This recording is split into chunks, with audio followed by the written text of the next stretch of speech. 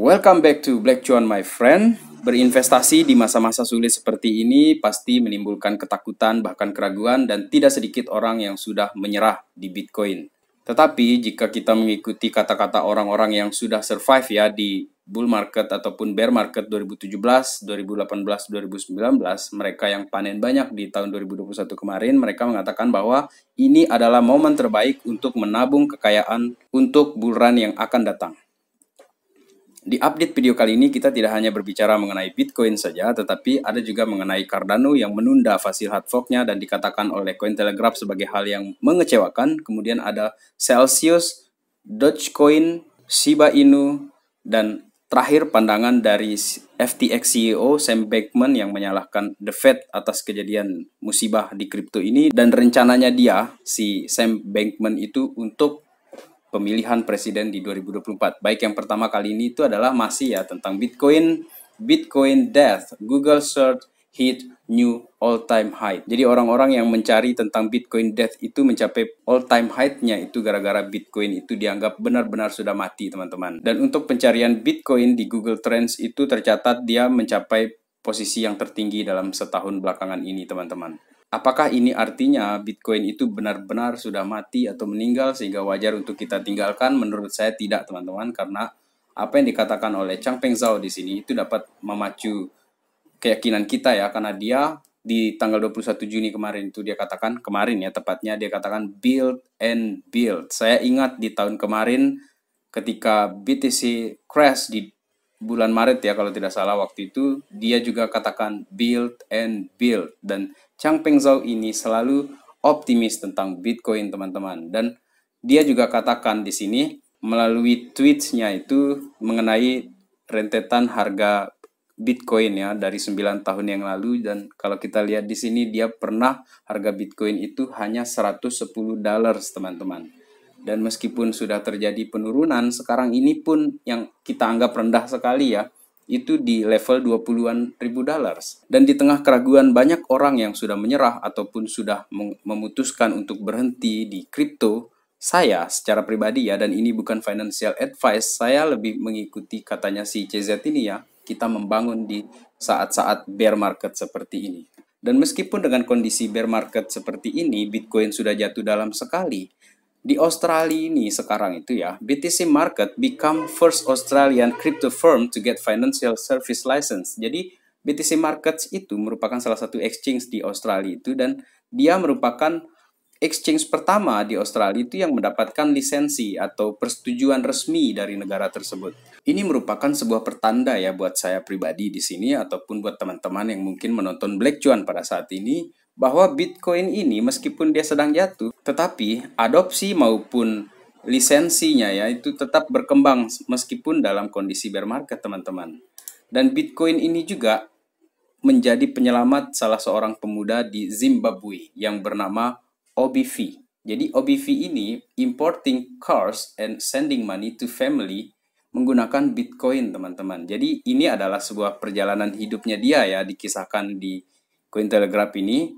Jadi dia ini bernama OBV, seorang warga Zimbabwe yang besar di Amerika, dan ketika dia kembali ke negaranya, dia bingung.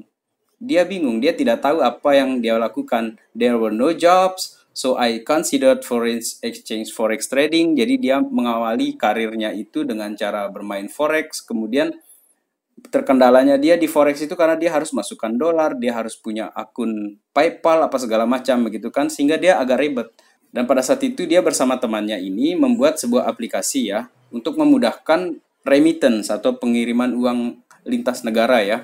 Itu namanya aplikasi itu OVDE Wallet ya. Jadi dengan aplikasi ini itu dia bisa mengimport mobil-mobil mewah dari Eropa ataupun dari Amerika, dan pembayarannya itu cukup dengan menggunakan Bitcoin, teman-teman. Jadi kalau kita mengatakan Bitcoin akan mati, menurut saya jelas tidak lah, karena di sini orang-orang semakin banyak mengadaptasi dan menggunakan Bitcoin sebagai alat pembayaran. Bahkan di Zimbabwe, negara di Afrika itu mengimport BMW untuk dibayar dengan Bitcoin. Dan setelah kejatuhan Bitcoin di 17 ribuan dolar kemarin itu ya, ternyata ada berita menarik ya. The key driver behind recovery in Bitcoin, Ethereum, and Solana today. Jadi ternyata ada aktor di belakang layar atau mungkin aset di belakang layar yang menyebabkan recovery di Bitcoin ini. Karena kan seperti yang kita tahu ini Bitcoin jatuh terus, Ethereum juga jatuh, Solana apalagi. Tapi ternyata dia ada penyebab recovery. Dan selama ini kita mendapat berita bahwa Celsius itu mengalami minus yang cukup dalam sekali, bahkan dia terancam seperti nasibnya Terra Luna. Dan ternyata Celsius inilah yang menjadi penyelamat pergerakan Bitcoin dalam jangka pendek kemarin itu, sehingga BTC itu dari $17.000 itu dia bisa naik sampai ke $20.000 atau $21.000 kemarin itu, teman-teman. Jadi gara-gara recovery plan-nya Celsius itu dan disambut baik oleh komunitas, dan itulah yang akhirnya menumbuhkan keyakinan di pasar. Dan Celsius ini itu mengalami kenaikan 300% dalam seminggu. Dalam seminggu, teman-teman, untuk menghindari GameStop like short squeeze event. Jadi dia menghindari kejadian yang seperti terjadi di Luna itu.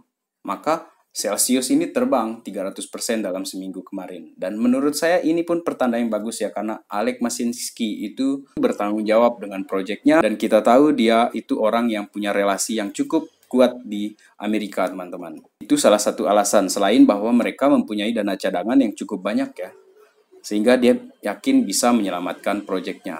Dan sebelum kita ke Cardano, yang fasil hard fork-nya itu ditunda sampai sebulan ke depan ya, sebelumnya kita ke Dogecoin sebentar, karena Elon Musk itu lagi-lagi men-tweet ya, I will keep supporting Dogecoin. Karena Dogecoin ini sudah jatuh parah sekali ya, cukup dalam, tetapi Elon Musk lagi-lagi men-shield di Dogecoin. Meskipun kemarin itu ada yang menyalahkan dia karena dia melibatkan orang atau mengundang orang untuk membeli aset kripto sehingga terjadi kerugian, Elon Musk tidak pernah secara tertulis mengajak orang untuk membeli kripto.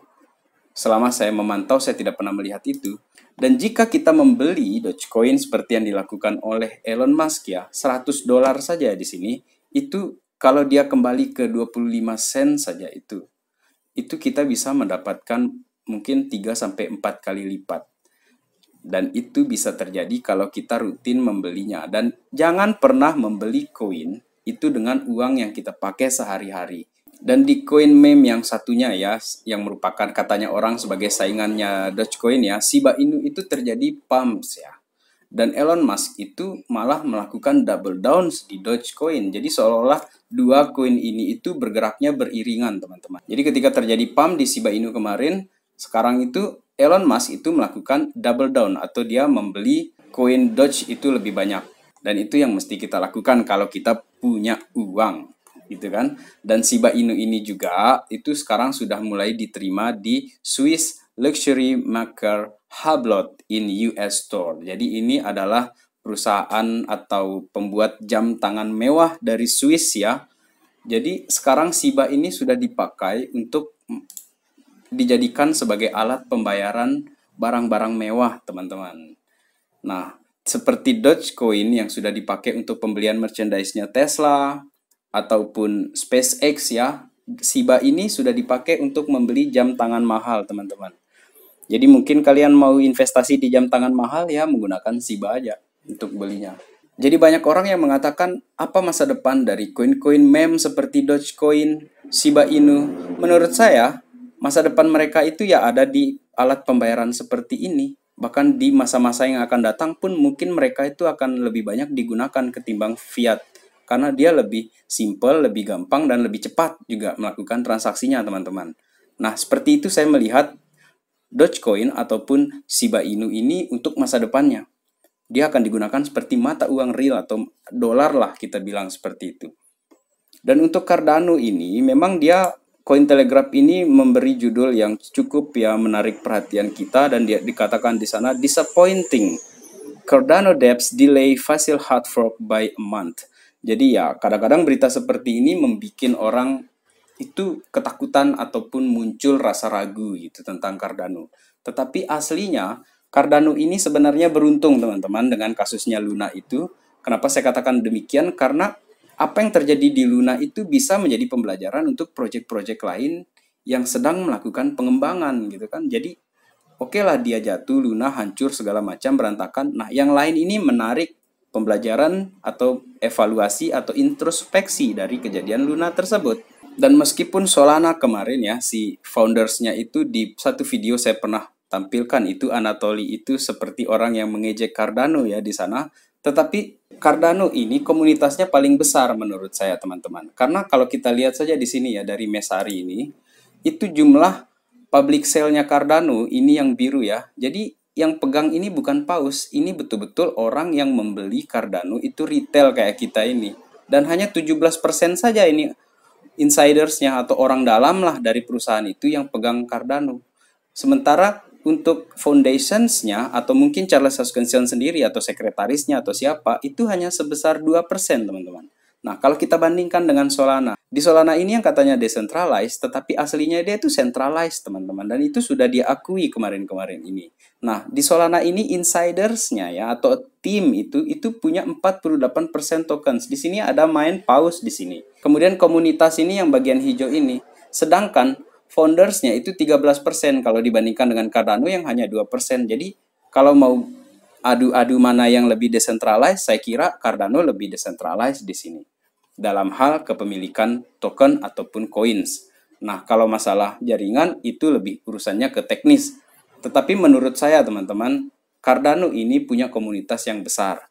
Dan kalau dikatakan Cardano ini burns coin dan itu tidak dilakukan oleh Charles Hoskinson, itu karena memang tujuannya Cardano ini untuk dimiliki oleh sebanyak mungkin orang, sehingga dia tidak mungkin akan melakukan yang namanya mekanisme burns token atau burns coin seperti yang terjadi di Shiba ataupun di BNB teman-teman. Karena dia ingin Cardano ini tumbuh seperti Google.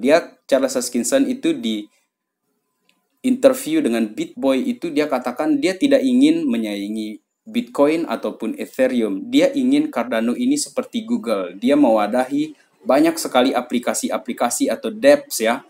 Sehingga dia bisa melayani sebanyak mungkin orang. Sehingga orang masuk ke blockchain, masuk ke kripto, itu dengan biaya yang murah, dengan kecepatan yang tinggi. Sehingga semua orang akan menggunakan Cardano seperti orang di internet itu menggunakan Google. Itu visinya Charles Hoskinson. Dan mengenai fasil hard fork yang dikatakan akan ditunda itu ya, Charles Hoskinson ini mengatakan fasil hard fork ini adalah salah satu yang terbesar setelah Alonzo hard fork kemarin. Itu Alonzo itu yang mulai mengaktifkan smart contracts-nya Cardano. Dan Cardano ini tidak ingin buru-buru alias cepat-cepat untuk mengeksekusi pengembangannya atau update-annya teman-teman. Dan katanya Charles Hoskinson di sini, stake sekarang itu have never been higher. Jadi orang yang staking itu sekarang itu tidak pernah setinggi ini, sebanyak ini katanya dia. Oleh karena itu dia harus benar-benar hati-hati dalam mengembangkan Cardano ini teman-teman. Supaya tidak ada celah orang untuk merusak Cardano ini atau mengambil keuntungan dari celah-celah itu ataupun bugs itu teman-teman. Seperti yang terjadi di Terra Luna ataupun di Solana. Karena Solana itu sering sekali dia kena attack sehingga dia harus melakukan pemadaman. Dan kalau dia dipadamkan itu artinya kan ada petugasnya. Itu artinya tidak decentralized. Maka itu centralized. Dan terakhir di sini itu adalah update dari Sam Bankman ya yang merupakan CEO dari FTX. Dia mengatakan the Fed is driving the current downtrend. Jadi dia katakan bahwa the Fed itulah penyebab dari crash yang terjadi di market Bitcoin ini teman-teman. Jadi dia sepertinya cukup jengkel ya dengan kejadian ini karena FTX ini banyak mengalami penurunan aset ya seperti yang dialami juga oleh Changpeng Zhao di BNB ataupun exchange-exchange lainnya. Tetapi apakah ini akan merubah pendirian dia karena di tahun 2024 nanti Sam Bankman-Fried to spend up to $1 billion on donation for 2024 US election. Jadi di pemilihan presiden yang akan datang nanti di 2024, Sam Bankman ini akan menyalurkan dana sebesar antara 100 juta dolar sampai 1 miliar dolar ya untuk pemilihan presiden nanti. Jadi di Amerika itu mereka terang-terangan gitu kan bahwa saya akan danai kamu segini, oke. Dan menurut saya ketika orang-orang kaya seperti dia melakukan hal seperti ini ya tentu saja motifnya itu adalah agar regulasi-regulasi yang diciptakan untuk kripto itu lebih soft atau lebih kondusif atau lebih apa ya, lebih bersahabat lah sehingga regulasi-regulasi itu justru malah mendukung perkembangan penggunaan kripto ke depannya, teman-teman. Dan saya yakin bahwa nanti di 2024 itu,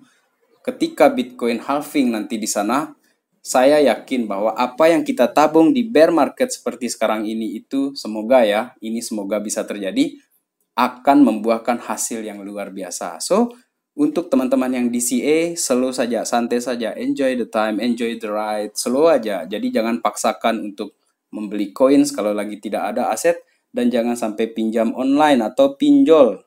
Don't do that. Oke, sekian update video kali ini. Terima kasih telah menonton. Salam Black Cuan. Peace my friend.